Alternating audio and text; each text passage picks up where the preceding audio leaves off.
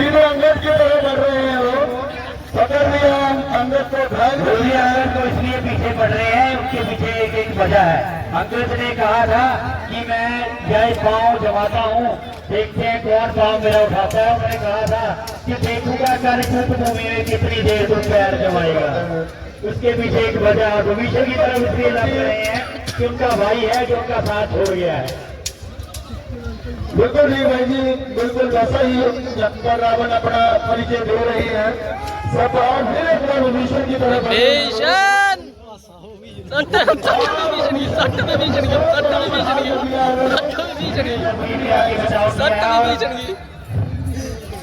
रावण इस समय अपने रौद्र में आ चुके हैं। महादेव को उन्होंने कहा कि महादेव आज आप युद्ध भूमि में मेरा साथ नहीं दे रहे हैं, लेकिन फिर भी मैं युद्ध करूंगा और अगर विजय होकर आया तो फिर आपको आके अपना शीश दबाऊंगा। चारों तरफ से और दशहरा का जो ग्राउंड है वो तुरंत खड़ा हुआ है। हमारे गांव के सभी बच्चों द्वारा इनका बहुत बहुत धन्यवाद है। और इनके आने से ही हमारी जो शोभा बढ़ती है और हमारा चलता है। इसके लिए मैं अपने गांव के सभी बड़ों का, छोटों का, माताओं बहनों का बहुत बहुत धन्यवाद करता हूँ। इसमें लक्ष्मण सारे ला दो हथ ला दो सारे। और रावण फिर भारी। आप युद्ध में देख रहे हैं कि रावण सब पे भारी हो रही है। बीच में हनुमान जी आए हैं लेकिन उनके भी भारी है। तो चारों अपने पर हाथ जो है वो किए हुए हैं और उन्होंने बोला कि मेरे लड़ने पर जब वो धरती निकालती है दृश्य यहाँ दिखाया जा रहा है। आगे का दृश्य जो है वो रणनीति प्राप्त करेगा। बिल्कुल बुरी, बहुत ही महाबली लंकापति रावण, उनको रोक पाना तीनों लोगों में भगवान के अलावा किसी के पास में इतनी शक्ति नहीं है। सभी देवताओं के अवतार हैं, सभी योद्धा, लेकिन लंकापति रावण का मुकाबला नहीं कर पा रहे हैं।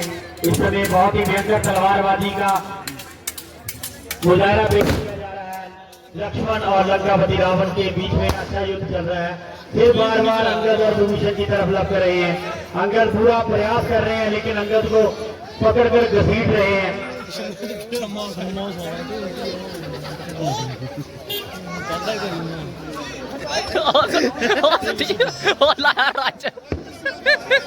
और लग गया राज।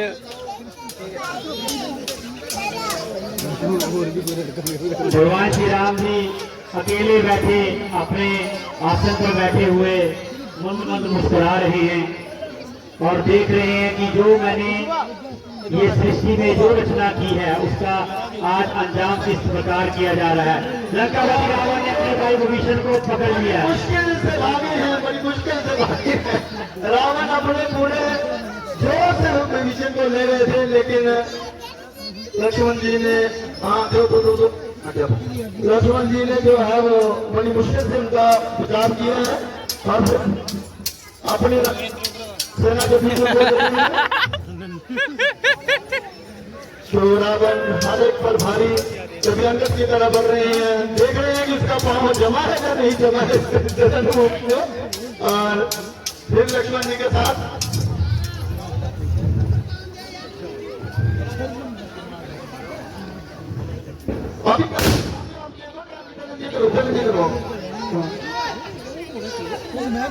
तो जैसा कि रावण ने भाई सभी ने यादव की है,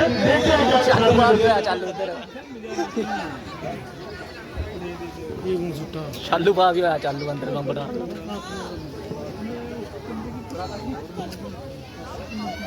कहाँ पे आ गया जमता।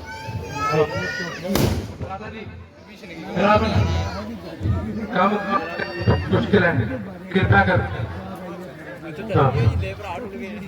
तो लक्ष्मण अपने भाई श्री राम जी के पास प्रार्थना करने गए हैं कि भ्राता जी रावण को संभालना बहुत ही मृतकुंड नहीं सूखेगा, अग्निबाण से उसको नष्ट नहीं किया जाएगा, तब तक रावण का संहार नहीं होगा।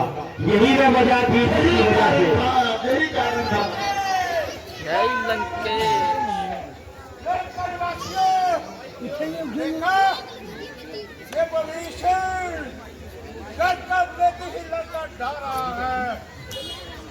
विभीषण तो बार बार लपक रहे हैं पूरे जोश के साथ। पता है उनको कि काल उनके सिर पर सवार है, लेकिन फिर भी वो नहीं मान रहे हैं।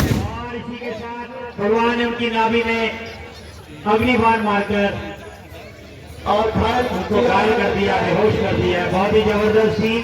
रावण युद्ध के मैदान में गिर गए हैं। जो हमारे कलाकार हैं उनसे निवेदन है कि अपना वो जो वहाँ पे सामान पड़ा हुआ है उसको बाकी के कलाकार इकट्ठा कर लें।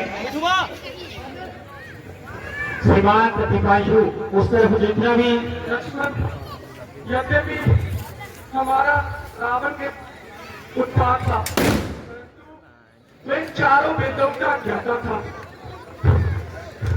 इसलिए आप उनके पास जाओ और वेद शास्त्र और धर्म का ज्ञान पाकर कुछ लाभ उठाओ।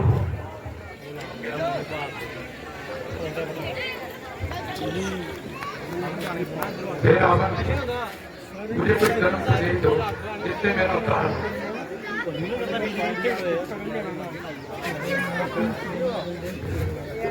रावण, लंकापति रावण, आपसे एक विनती है कि आपने अपने बहुत कुछ सीख ली है, बहुत कुछ सीखा है। अपने जीवन से आपने जो कुछ सीखा है उसका मुझे कोई उपदेश दे और मेरे जीवन को कृतार्थ करे।